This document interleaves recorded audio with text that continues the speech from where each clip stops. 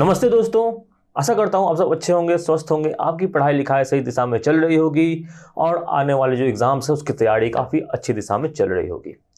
और इसी के क्रम में हम लाए हैं रोज की तरह आज के important current affairs in the form of multiple choice question, जैसा कि हमारे एग्जाम्स में पूछे जाते हैं। ये सारे क्वेश्चंस काफ़ी इंपॉर्टेंट हैं फॉर योर एग्जाम्स और इनके पीछे कुछ स्टार्टिंग पॉइंट्स जो हम डिस्कस करेंगे वो भी काफ़ी इंपॉर्टेंस रखते हैं एग्जाम पर्पस के लिए।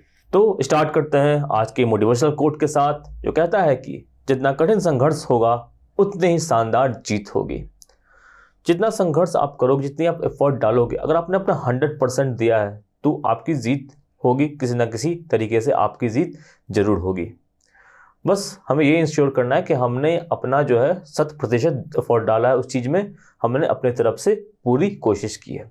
तो यही एम करके चलना है कि अपने तरफ से हमने पूरी कोशिश की है, अपनी पूरी शक्ति लगा दी है और रिजल्ट जो है वो फिर ज़रूर आएगा। ओके, तो इसी के साथ हम स्टार्ट करते हैं आज के करंट अफेयर को with our very first question, जो कि है आपके स्क्रीन के ऊपर। ये क्वेश्चन कहता है कि who has become the 23rd prime minister of Pakistan.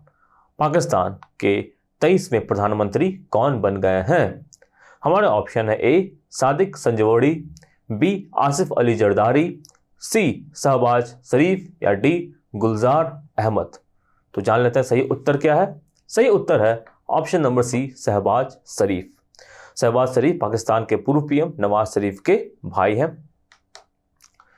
तो इमरान खान हाल ही में जो थे उन्होंने नो कॉन्फिडेंस मोशन में उन्होंने हार दर्ज किए, मतलब नो कॉन्फिडेंस मोशन वो पास नहीं कर पाए और इसीलिए जो है उन्हें प्रधानमंत्री के पद से हटा दिया गया।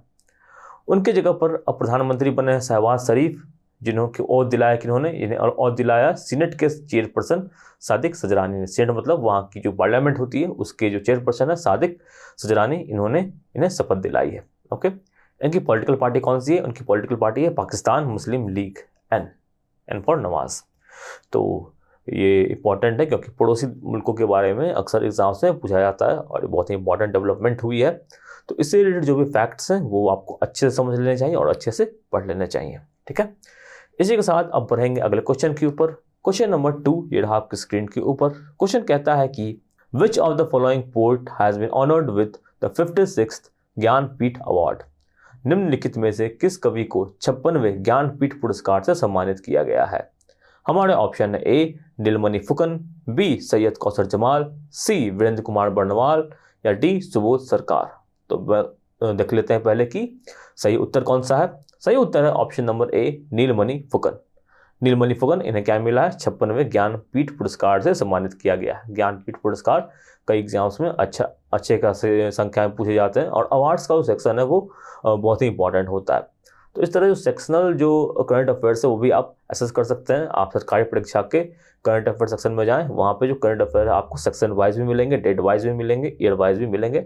तो आपको जिस तरह से इंफॉर्मेशन चाहिए आप स्मार्टली उस तरह से वहाँ पे कंटेंट उठा सकते हैं, उसको पढ़ सकते हैं और अपनी तैयारी को मजबूत बना सकते हैं। जैसे कि किसी एग्जाम में लाइक पक्का है कि अवार्ड के जो क्वेश्चन है एक ना एक आते ही हैं, तो आप अवार्ड सेक्शन पूरा वहाँ पे देख लो और जो भी अवार्ड है वहाँ पे आपको मिल जाएंगे और उससे आपकी तैयारी क्या होगी, अच्छी हो जाएगी। 1-2 मार्क्स आप इंश्योर कर लोगे अवार्ड्स के सेक्शन में। ओके, तो सरकारी परीक्षा करंट अफेयर सेक्शन को जरूर विजिट करें। रोज की रोज विजिट करेंगे तो आपकी क्या होगी, अच्छी प्रैक्टिस होगी और वहाँ पे आप डेली क्विजेज भी लगा सकते हैं। ओके, तो यहाँ पे जो उत्तर है वो है नीलमणि फुकन। ये कौन है देख लेते हैं।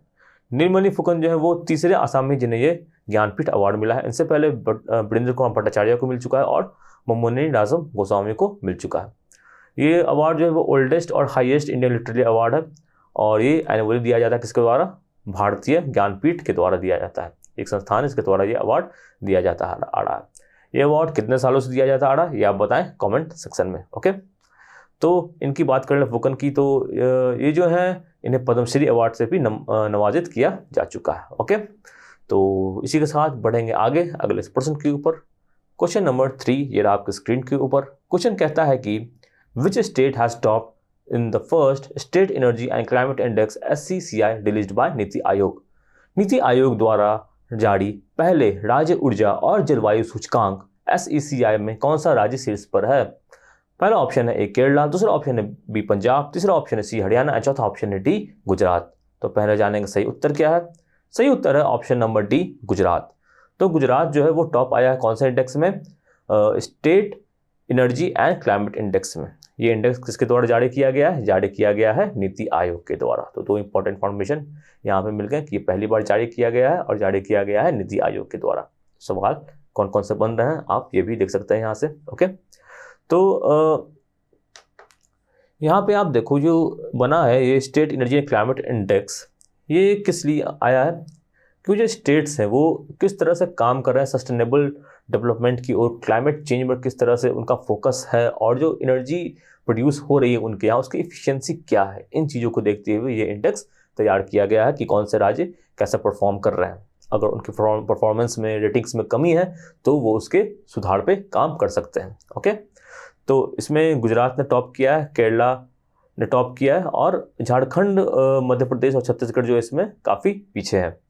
इंडेक्स किस पे बेस्ड है? 2019-2020 में किए गए सर्वेक्षण वाले डाटा पर बेस्ड है और 6 पैरामीटर पर बेसिकली ये बेस्ड किया गया है। कौन कौन से पैरामीटर हैं? इसमें एक पैरामीटर डिस्कॉम, यानी कि जो कम्युनिकेशन लाइंस होती हैं या जो चैनल होते हैं जिसके थ्रू एनर्जी को ट्रांसमिट किया जाता है, वो लाइंस कैसी हैं, वो लाइंस सही है कि नहीं, सही से काम कर रही है कि नहीं, परफॉर्मेंस कैसा जा रहा है, एसेस अफोर्डेबिलिटी बिजली की कैसी है, हर घर तक पहुंच पा रही है कि नहीं, और रिलायबिलिटी ऑफ एनर्जी कितनी है, जो एनर्जी आ रहा है वो वही है, सस्टेनेबल है कि नहीं, चल रही कि नहीं सही से लोगों तक टाइमली, लाइक बिजली हमारे यहाँ अगर 20-22 घंटे हैं तो सही है, उससे कम नहीं होनी चाहिए, 24 घंटे हो तो बहुत बेहतर है।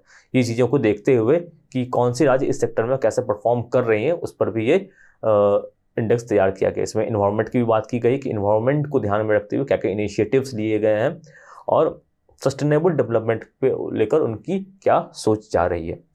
अगर वो इसमें पिछड़ रहे हैं तो इस पर वो काम करे जो राज्य, इनमें जो इंडेक्स है उसका एम बेसिकली यही है। ओके, तो काफ़ी इंपॉर्टेंट फॉर्मेशन है, इसे अच्छे से नोट्स कर लें जहाँ भी आप नोट बनाते हैं, और इसे जो अलग से भी आप इसके बारे में पढ़ सकते हैं कि ये क्या इंडेक्स है और कौन की पैरामीटर से किस तरह से इसमें डिफाइन किया गया है, इसके पीछे क्या स्टैटिक्स, क्या डाटाज हैं। ओके, तो इसी के साथ बढ़ेंगे आगे अगले प्रश्न के ऊपर। क्वेश्चन नंबर 4 ये आपकी स्क्रीन के ऊपर। क्वेश्चन कहता है कि Who has been appointed as the chairman of the Union Public Service Commission (UPSC)? संघ लोक सेवा आयोग यूपीएससी के अध्यक्ष के रूप में किसे नियुक्त किया गया है? हमारा ऑप्शन है A Pradeep Kumar Joshi, B doctor Manoj Soni, C R K Mahajan या डी संजय सिन्नत। तो जानेंगे पहले सही उत्तर क्या है दोस्तों। सही उत्तर है option number B, doctor Manoj Soni. जी हाँ, डॉक्टर मनोज सोनी को अब बनाया गया यूपीएससी का अध्यक्ष। यूपीएससी का एग्जाम काफ़ी इंपॉर्टेंट होता है, हम सबने इसके बारे में सुना होगा, आप में से कई लोग इसकी तैयारी भी करते होंगे, यूपीएससी के आईएएस की या यूपीएससी के एनडीए की, सीडीएस की। ओके, तो जान लेते हैं इसके बारे में। डॉक्टर मनोज जोशी, इन्होंने सब सक्सीड किया कि नहीं? इन्होंने सक्सीड किया है प्रदीप कुमार जोशी को। डॉक्टर मनोज सोनी ने सक्सीड किया कि नहीं? प्रदीप कुमार जोशी को। और इनका टेन्योर 27 जून 2023 तक रहेगा। पहले ये वाइस चांसलर के पद पर रह चुके हैं, डॉक्टर बाबा Saheb Bhimrao medical open university और एमएसयू बड़ौदा में। यूपीएससी के जो होते हैं वो कुल 6 मेंबर्स होते हैं और एक कॉन्स्टिट्यूशनल बॉडी है। कॉन्स्टिट्यूशनल बॉडी का मतलब होता है वो बॉडी जिसके बारे में कॉन्स्टिट्यूशन में जिक्र किया गया, जैसे कि यूपीएससी हो गया, ECI election commission of India हो गया, सुप्रीम कोर्ट हो गया, ये सभी क्या है? ये सब कॉन्स्टिट्यूशनल बॉडीज़ हैं, क्योंकि ये जो चलती हैं वो कॉन्स्टिट्यूशन के अकॉर्डिंग चलती हैं। इसमें और भी नाम जैसे कि कैग हो जाता है, ठीक है, अटॉर्नी जनरल ऑफ इंडिया हो जाता है। तो ये सभी क्या है? कॉन्स्टिट्यूशनल बॉडीज़ हैं। कॉन्स्टिट्यूशन में इसका जिक्र है, इसके बारे में आर्टिकल, जैसे कि यूपीएससी का आर्टिकल क्या है 315 से 323 के बारे में यूपीएससी के बारे में बताया गया है कि यूपीएससी किस तरह से काम करेगी, इसके मेंबर्स कितने होंगे, ये सब चीज़ें यहाँ पे इंफॉर्मेशन प्रोवाइड की जाती है आर्टिकल 315 से 323 के बारे में। तो ये आर्टिकल्स क्या क्या है ये आपको जरूर पढ़ना चाहिए, क्योंकि यूपीएससी के आर्टिकल्स भी अक्सर एग्जाम्स में पूछे जाते हैं। ओके, तो इसी के साथ हम बढ़ेंगे अपने अगले प्रश्न के ऊपर। क्वेश्चन नंबर 5 ये रहा आपकी स्क्रीन के ऊपर। क्वेश्चन कहता है कि Which anti-tank guided missile has been successfully flight tested by DRDO and Indian Army recently? हाल ही में DRDO और भारतीय सेना द्वारा किस टैंक रोधी निर्देशित मिसाइल का सफलतापूर्वक परीक्षण किया गया है? हमारे option A Astra, B Rudram 1, C smart या डी हेलिना। हम जानेंगे सही उत्तर। सही उत्तर है option number D, Helina. Okay, तो हेलिना क्या है? एंटी टैंक गाइडेड मिसाइल है, मतलब जो टैंक्स होते हैं उन पे अटैक करके टैंक को ध्वस्त करने वाला मिसाइल है। और इसका टेस्टिंग कहाँ पे हुआ है? हाई एल्टीट्यूड रेंज इन पोखरण। पोखरण कहाँ है? राजस्थान में है। और पोखरण में क्या हुआ था हमारा? जो न्यूक्लियर वेपन है, जो न्यूक्लियर का टेस्टिंग हुआ था 1998 में, वो भी पोखरण में हुआ था। ओके, तो ये किसके द्वारा करवाया गया है? Defence research and development organisation DRDO और इंडियन आर्मी ने ज्वाइंटली मिलकर इसे कैरी आउट किया है। ओके, तो काफ़ी ही हाई क्लास का ये जो है मिसाइल है हेलिना। ये इंफ्रारेड इमेजिंग सीकर, इसमें एक टेक्नोलॉजी यूज की गई है जिसमें ये एक अपने टारगेट को वो सही तरीके से आइडेंटिफाई करके उस पर अटैक करता है। ओके, तो इसी के साथ अब बढ़ेंगे अगले क्वेश्चन के ऊपर। क्वेश्चन नंबर 6 ये रहा आपके स्क्रीन के ऊपर। क्वेश्चन कहता है कि who has won the prestigious O Henry prize for short fiction गॉनबुडो? लघु कथा गॉनबुडो के लिए प्रतिष्ठित ओ हेनरी पुरस्कार किसने जीता है? ऑप्शन है ए अमर मित्रा, बी श्रुति स्वामी, सी अमित मजुमदार या डी जय चक्रवर्ती। जानेंगे सही उत्तर। सही उत्तर ऑप्शन नंबर ए अमर मित्रा। तो अमर मित्रा की जो शॉर्ट स्टोरी है गॉनबुडो, इसे ये अवार्ड मिला है ओ हेनरी प्राइज, और ये ओ हेनरी प्राइज काफ़ी प्रतिष्ठित अवार्ड है क्षेत्र ऑफ शॉर्ट स्टोरीज, मतलब शॉर्ट स्टोरीज के क्षेत्र में दिया जाने वाले अवार्ड है। और ये अवार्ड कौन देता है ये आप बताएं कमेंट सेक्शन में। ओ हेनरी प्राइज के बारे में पढ़ें, और ये अवार्ड किसके द्वारा दिया जाता है ये भी आप जरूर जानें, क्योंकि ये अवार्ड दिया गया इस बार भारत के अमर मित्रा को। ठीक है, इन्होंने पहले साहित्य अकादमी अवार्ड भी जीता हुआ है। बाकी साहित्य अकादमी अवार्ड भी काफ़ी प्रेस्टिजियस अवार्ड होता है भारत का। और साहित्य अकादमी अवार्ड लास्ट किसने जीता था ये भी आप पढ़ें, और कमेंट सेक्शन में इसके बारे में भी ज़रूर बताएं। ओके, तो 2-3 इंपॉर्टेंट जो अवार्ड्स हैं हमने इस वीडियो में जाना है। सारे अवार्ड्स जो हैं वो इम्पॉर्टेंट है फॉर योर अपकमिंग एग्जाम्स। इनको आप अच्छे से पढ़ें, क्रमबद्ध तरीके से पढ़ें, इस तरह से पढ़ें कि आपको याद रहो। तो आपकी चाहे इसके लिए अपने को शॉर्ट ट्रिक्स यूज़ कर सकते हैं, या मैं तो कहूँगा ट्रिक्स इसमें कुछ होता उतना इंपॉर्टेंट है नहीं। आप जो है इसको सीक्वेंस के फॉर्म में याद करने की कोशिश करें, टाइमलाइंस के फॉर्म में याद करने की कोशिश करें, और जो इससे रिलेटेड अदर भी इंफॉर्मेशन है उसे भी याद करने की कोशिश करें। जैसे किस चीज़ के लिए अवार्ड मिला है, तो क्वेश्चंस भी काफ़ी इस तरह के भी पूछे जा सकते हैं, कौन से बुक के लिए मिला है और कौन से ईयर में मिला है, या किस ऑर्गेनाइजेशन द्वारा ये अवार्ड दिया गया है। ठीक है, तो आप यहाँ पे देखो किस किस तरह से सवाल बन रहे हैं। ओके, तो बढ़ते हैं अगले प्रश्न के ऊपर। अगला प्रश्न क्वेश्चन नंबर 7 ये रहा आपके स्क्रीन के ऊपर। क्वेश्चन कहता है कि Which has become the first country to recognize animal legal rights? पशु कानूनी अधिकारों को मान्यता देने वाला पहला देश कौन बन गया है? हमारे ऑप्शन है A Canada, B Ecuador, C Japan या डी इथोपिया।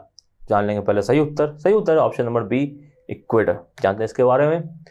तो इक्वेडर ये पहला ऐसा देश बना है जिन्होंने लीगल राइट्स दिए हैं, कॉन्स्टिट्यूशनल राइट्स दिए हैं एनिमल्स को। Okay, Constitutional Court of Ecuador द्वारा officially recognized animal legal rights in the country in a case of regarding a former wild pet monkey that was seized by authorities।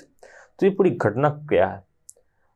एक wild जो थी वो बंदर woollen monkey, वो पेट थी किसी घर में इक्वेडर में, और जो वहाँ की अथॉरिटीज़ हैं उन्होंने कहा कि पेट जो है वो जो वाइल्ड एनिमल्स उन्हें आप पेट के रूप में नहीं रख सकते, ये कानून के खिलाफ है। तो उस जो पेट थी वो वहाँ से 18 सालों से थी, तो वहाँ से उठा के इन्हें जू में डाल दिया गया इस वुलन मंकी को, और उसके बाद इसका देहांत हो गया 1 हफ्ता के बाद ही। तो इसी घटना को लेके इस तरह की जो राइट्स हैं वो इन्हें प्रोवाइड किया गया है, इसके लिए आंदोलन चले वहाँ पे। तो एक इम्पॉर्टेंट डेवलपमेंट है, और इसके बारे में भी पूछे जाने के काफ़ी सारी संभावनाएँ हैं। इक्वेडर कहाँ है? इक्वेडर साउथ अमेरिका है, साउथ अमेरिका जो कॉन्टिनेंट है वहाँ पे इक्वेडर स्थित है। ओके, तो इम्पॉर्टेंट इन्फॉर्मेशन है, और पर्यावरण के क्षेत्र का भी एक इम्पॉर्टेंट इन्फॉर्मेशन है। तो इस हिसाब से भी ये जो क्वेश्चन बनता है वो काफ़ी इंपॉर्टेंट बनता है, इसको आप ज़रूर पढ़ें इसके बारे में, और यहाँ पे नोट्स में मेंशन करते रहें एज यूजुअल। तो इसी के साथ बढ़ेंगे आगे अगले क्वेश्चन के ऊपर। क्वेश्चन नंबर 8 ये आपके स्क्रीन के ऊपर। क्वेश्चन कहता है कि who has been appointed as next chief coordinator of G20 के अगले मुख्य संयोजक के रूप में किसे नियुक्त किया गया है? हमारा ऑप्शन है ए जस्टिन ट्रूडो, बी डॉक्टर प्रीति सोनी, सी हर्षवर्धन श्रृंगला या डी डागमर वाल्टर। जानेंगे सही उत्तर। सही उत्तर है option number C Harshvardhan Shringla. ये कौन है? हर्षवर्धन श्रृंगला जो है वो एम्बेसडर रह चुके हैं भारत के, कहाँ पे? USA में, और ढाका में भी वे हाई कमिश्नर के रूप में काम कर चुके हैं। तो G20 जो अगला है वो कहाँ होने वाला है? वो भारत में ही होने वाला है, 2023 वाला। और तो G20 में जो अभी जो और कोऑर्डिनेटर बने वो बने हैं सेक्रेटरी हर्षवर्धन श्रृंगला। ठीक है, फॉरेन सेक्रेटरी भी हैं भारत के, और 30 अप्रैल को रिटायर हो जाएंगे, और तब से वो ये पदभार जो है वो संभालेंगे। ओके, तो ये भी इंपॉर्टेंट है, इसके बारे में पूछ जाने की काफ़ी संभावना है, बहुत ही इंपॉर्टेंट अपॉइंटमेंट है और ये भारत से हैं तो और भी इंपॉर्टेंस इस न्यूज़ की बढ़ जाती है। ओके, तो इसी के साथ बढ़ेंगे अब अपने अगले क्वेश्चन के ऊपर। क्वेश्चन नंबर 9 ये रहा आपके स्क्रीन के ऊपर। क्वेश्चन कहता है कि which railway zone has started one station one product initiative, किस रेलवे जोन ने वन स्टेशन वन प्रोडक्ट पहल की शुरुआत की है। ऑप्शन है A central railway, B northern railway, C north western railway या डी साउथ सेंट्रल रेलवे, यानी कि मध्य रेलवे, उत्तर रेलवे, उत्तर पश्चिम रेलवे या दक्षिण मध्य रेलवे। सही उत्तर है ऑप्शन नंबर डी, दक्षिण मध्य रेलवे। तो ये 6 मेजर स्टेशन जो हैं दक्षिण मध्य रेलवे के, वहाँ पे शुरुआत की गई इसकी। वन स्टेशन वन प्रोडक्ट का कॉन्सेप्ट क्या है, ये जो कॉन्सेप्ट यूनियन बजट 2022-23 में प्रमोट किया गया था। इसमें क्या है कि जो स्टेशन है, जैसे कि कोई भी पर्टिकुलर स्टेशन, वहाँ पे कोई चीज़ अगर फेमस है तो उसके लिए वहाँ पे स्टॉल लगेगा, वहाँ पे वो चीज़ बेची जाएगी। बेसिकली ये कॉन्सेप्ट है। तो हर स्टेशन के लिए एक प्रोडक्ट है, जैसे कि फ्रिज वाटर पर्ल ज्वेलरी जो प्रोडक्ट है वो बेची जाएगी कि, और हैदराबाद बैंगल्स भी बेची जाएगी कहाँ पे, सिकंदराबाद स्टेशन में। तो इस तरह से जो और प्रोडक्ट की जो है ब्रांडिंग वो स्टेशन के रूप में की जाएगी। ओके, तो अब इसी के साथ बढ़ेंगे आगे अगले क्वेश्चन के ऊपर। क्वेश्चन नंबर 10 ये आपके स्क्रीन के ऊपर। क्वेश्चन कहता है कि who has won the title of Australian Grand Prix, Australian Grand Prix का खिताब किसने जीता है। हमारा ऑप्शन है A Lewis Hamilton, B Sergio Perez, C George Russell या डी चार्ल्स लेक्लर। तो जान लेंगे सही उत्तर। सही उत्तर option number D, Charles Leclerc. ये किस टीम से हैं, ये फेरारी टीम से हैं। तो ऑस्ट्रेलिया ग्रैंड प्रिक्स इन्होंने जीता है। सेकंड पर आया था रेड बुल के सर्जियो पेरेज। तो ग्रैंड प्रिक्स भी काफ़ी पूछा जाता है, हर जितने भी ग्रैंड प्रिक्स हो रहे हैं वो कौन जीत रहा है, फर्स्ट और सेकंड पोजीशन, और कहाँ हो रहा है, किस टीम के हैं वो, ये जो इन्फॉर्मेशन है ये सब इंपॉर्टेंट होती है। इनको आप जरूर अच्छे से पढ़ें, नोट्स में मेंशन करें। ओके, और इंटरेस्टिंग भी है, कई लोगों को स्पोर्ट्स में इंटरेस्ट भी होता है, मुझे भी है, तो उस हिसाब से भी एक इंटरेस्टिंग टॉपिक के रूप में इसे पढ़ सकते हैं। तो इसी के साथ ख़त्म करते हैं आज की करंट अफेयर सेशन को। अगर आपको ये वीडियो अच्छा लगा इसे ज़रूर लाइक कीजिए, अपने दोस्तों के साथ शेयर कीजिए, अपने विचारों को लिखिए कमेंट सेक्शन में, बेल आइकन को दबाइए और सरकारी परीक्षा को सब्सक्राइब कीजिए, क्योंकि इससे जो भी इंपॉर्टेंट नोटिफिकेशन होगी वो आपको प्राप्त हो जाएगी। जो भी नए एग्जाम आएगी उसके बारे में इंफॉर्मेशन प्राप्त हो जाएगी, और जो भी नए कॉन्सेप्चुअल वीडियोज़ आएंगे, ट्यूटोरियल वीडियोज़ आएंगे, वो भी आपको टाइम टू टाइम जो है नोटिफिकेशन के रूप में आपको प्राप्त होते रहेंगे, आप उसको उसी टाइम देख पाएंगे। ओके, साथ ही साथ आप हमें फॉलो करें इंस्टाग्राम पे, टेलीग्राम पे और फेसबुक पे, और यहाँ पे आपको मिलेंगे ढेर मज़ेदार कंटेंट्स, इन सब के लिंक आपको डिस्क्रिप्शन में मिल जाएंगे। तो चलता हूँ, स्वस्थ रहिए, खुश रहिए और पढ़ाई लिखाई करते रहिए। धन्यवाद and have a nice day. Thank you.